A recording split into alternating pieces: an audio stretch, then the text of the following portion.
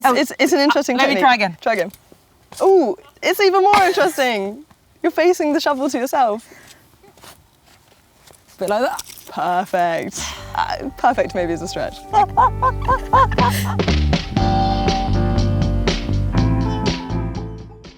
Welcome Olivia Dean to the allotment. Hello. Hello. How are you today? I'm really good today. Quite excited to be here. I'm thrilled. It's always nice to have an enthusiastic participant. I am.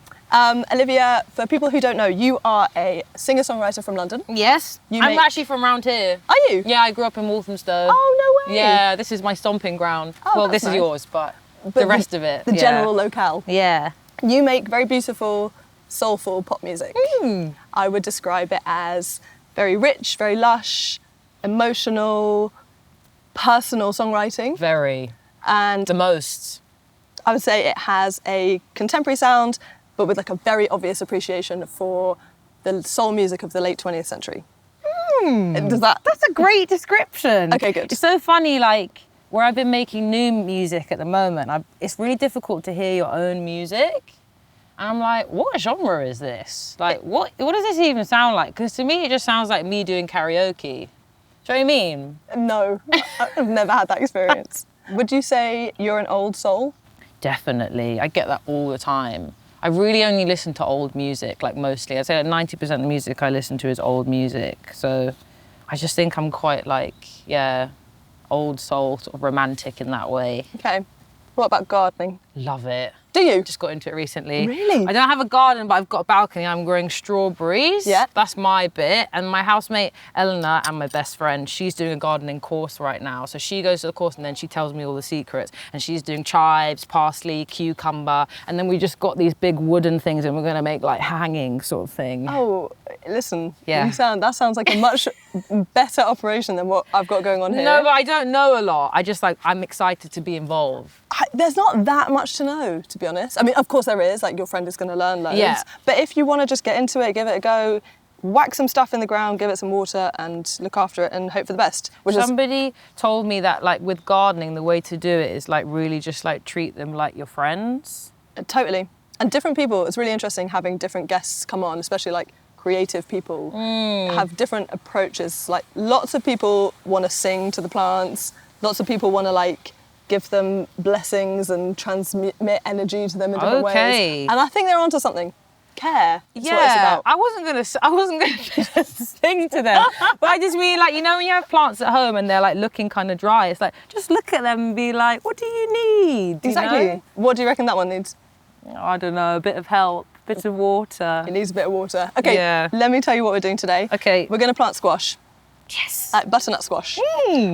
So it's very simple. First of all, we're just going to weed the ground a bit and just get some stuff out of it. Okay. It doesn't look weedy, but underneath, if you give it a dig, there's some like kind of, can I show you here? Like these kind of root structures.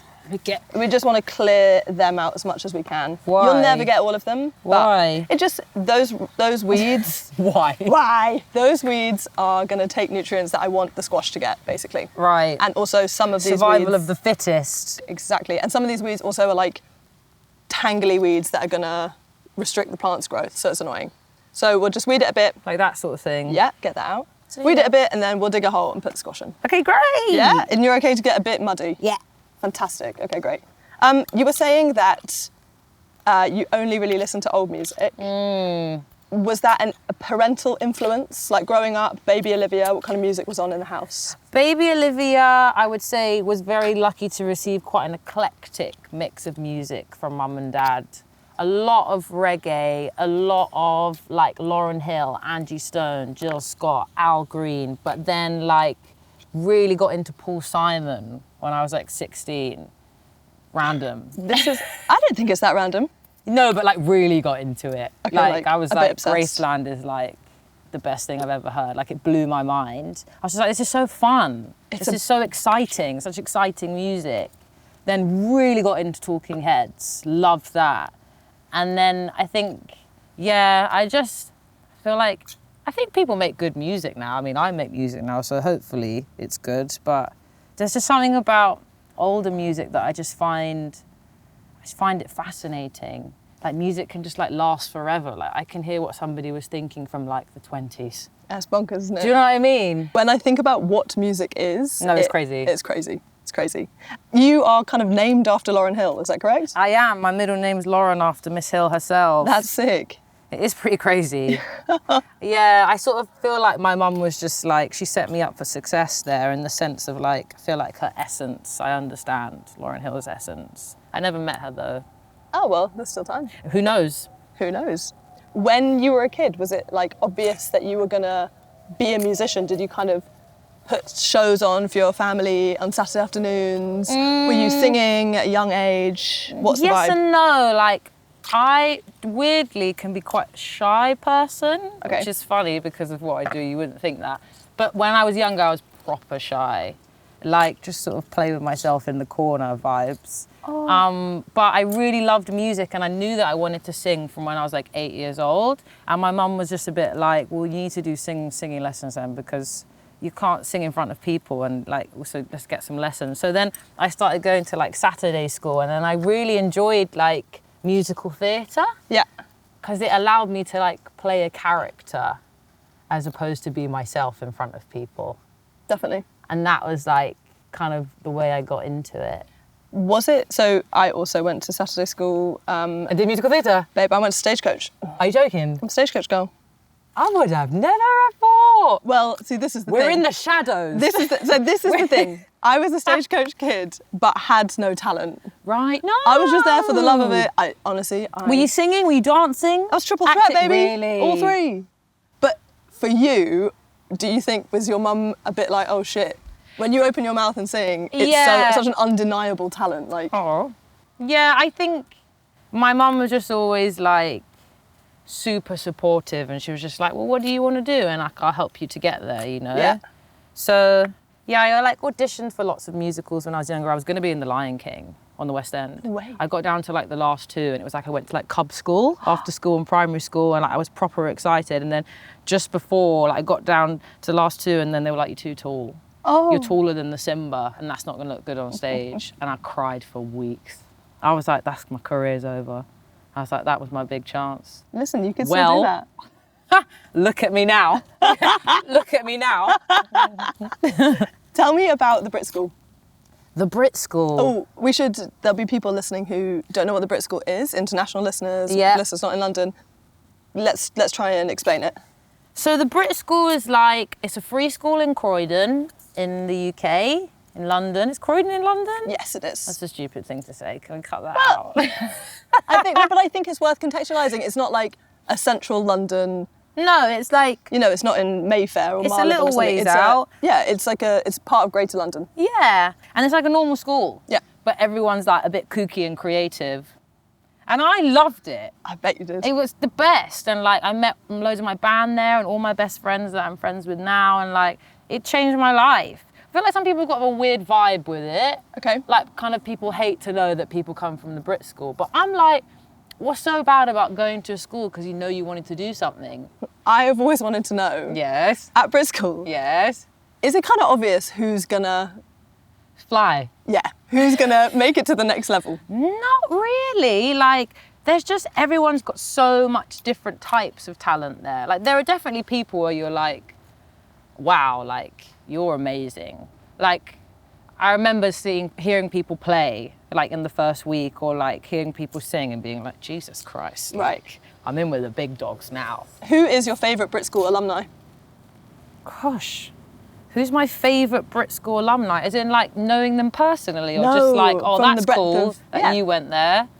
Amy Winehouse. Pretty cool, although she didn't go for that long, apparently. Apparently Oh. she sort of, like, went for a bit and then decided, nah, or, like, got kicked out or something. That's the law. I don't know. Love that for her. But, again, pretty cool.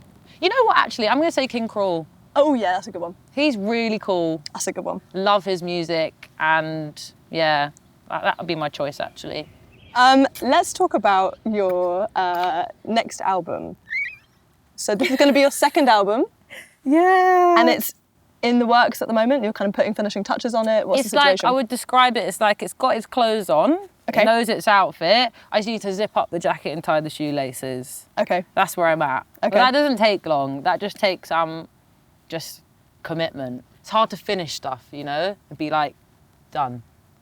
Are you a bit of a perfectionist? Yes. Okay, so it's hard to say crippling. goodbye. Right, okay. Yeah. Okay. I just care so much, That's good. especially about music. And so it's just like, and once it's out forever and ever and ever and ever. Like your great grandkids will hear it. Yeah, you want it to be something that you're... So intense. You want it to be something that you don't listen to and like sort of twitch and think, "Oh, I should Yeah. have like amended those drums. Yeah, I'm just like, I'm really into the idea of like things feeling timeless. Like that's what, I'm quite into that. So, and that's hard to do, I think. That makes sense with your sound, for sure. I can hear that that's like something that's important to you. Yeah, I want it to last. Yeah, right. And feel, also like, aside from sonically, like lyrically, like it's just got to be honest and true, because otherwise, what's the point, you know? I was going to say, your songwriting style is so personal. Like, you've written songs about falling in love and that kind of thing. You've written a beautiful song about your grandmother and her experiences, like coming on the Windrush generation. What were you mining for inspiration for this album? Jesus wept. What was I mining? This next album, I would say, is like perhaps the most personal music I've ever written. For some reason, I'm drawn to being like intensely vulnerable for everybody to hear. It's like writing like a diary entry, like, you know, and you're just like proper stressed and you write a diary entry and you're like, oh, great, got that off my mind. Imagine doing that and then saying to the whole world, like, have a look. Do you want to have a look? Hell to me, honestly. Although I really liked something that I heard you say in an interview. You were talking about how it's really exposing, sure, where you write this really personal, vulnerable music.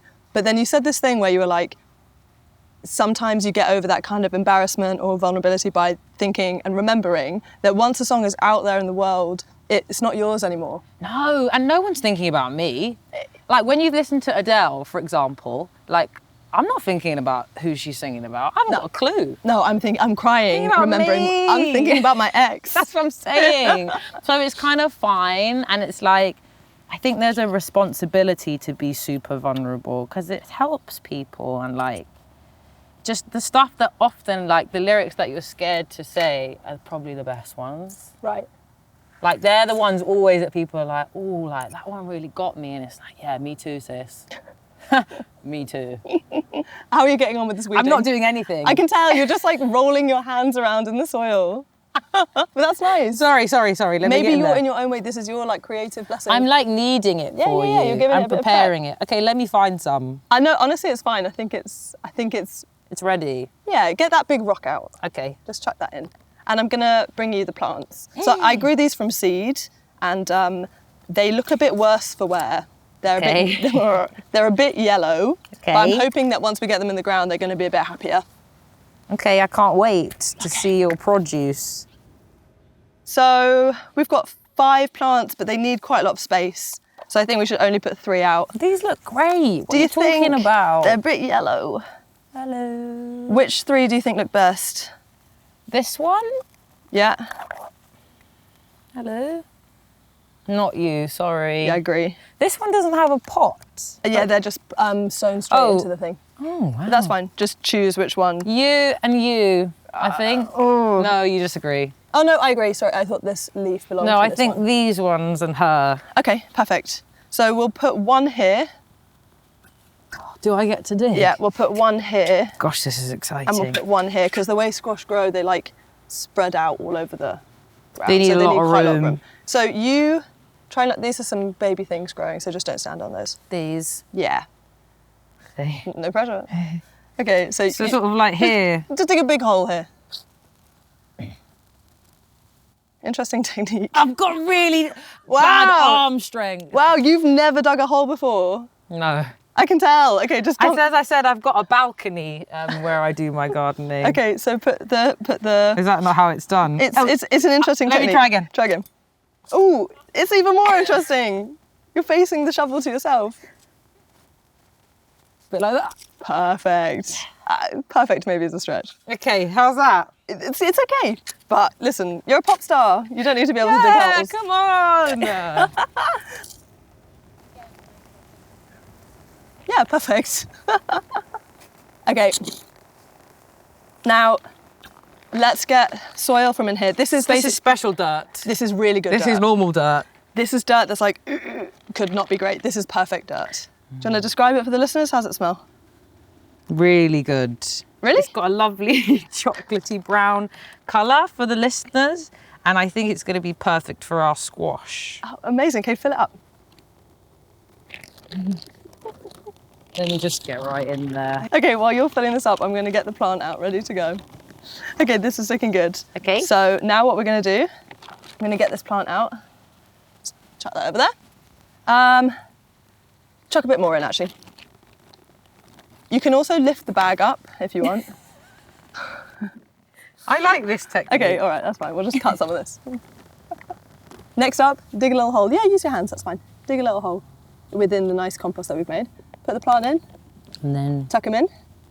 And then we're going to make a little kind of volcano shape around him. Okay. Just get some dirt like this and make a little kind of ring like this. Yeah. So when Ellen is gardening, what are you up to? Like when you're not making music, when you're not on tour, what kind of things do you do to relax, have fun, let off steam? What's your jam? Really like yoga. Okay. Big into it, like big into hot yoga. Oh, so is my mum.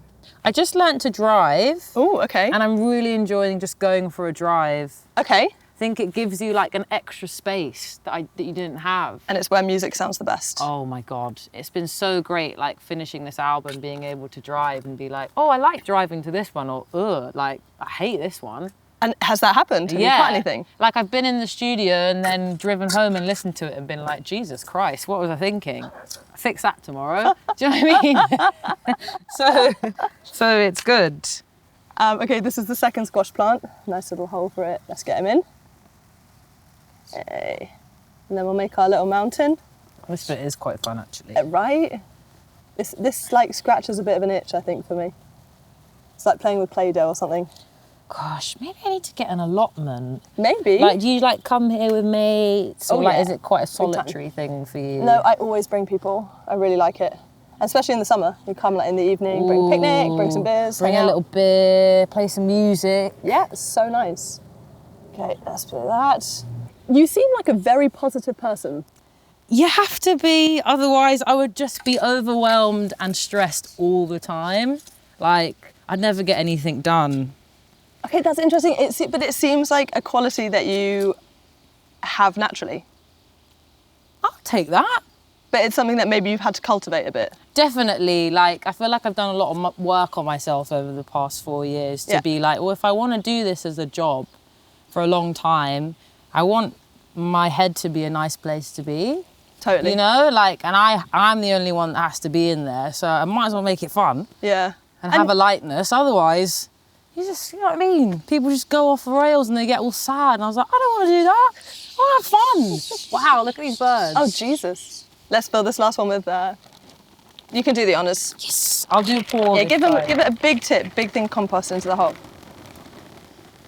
Come on. Come on, I've muscles. missed the hole. Come on, all that yoga. Woo! Oh. Okay. Empty the bag. Boom. Gorgeous. Eat dirt. Yeah, man. It's quite therapeutic, isn't I it? love it. Fold that up. Okay. And then we'll make a little gap. And you can put the last. Yes. You can put the last. Which one did we think was good? You choose. Okay, I think it's going to be this one. Let's get them out. Oh. For you? Thank you. Tuck them in. And we'll make a quick little volcano mountain. And I think... We'll have squash. So this So squash... do I get to come back in October? Oh, 100%, yeah. I'll make you a squash risotto or something. Ooh. So this squash is going to be done in October, in the autumn. Okay. Is that the same for your album? Me and the squashes, man.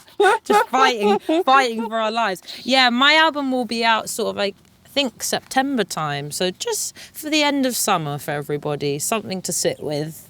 I can't wait. I've heard the first single. I think it's beautiful. It's going to be great. I've tried to really have fun with it.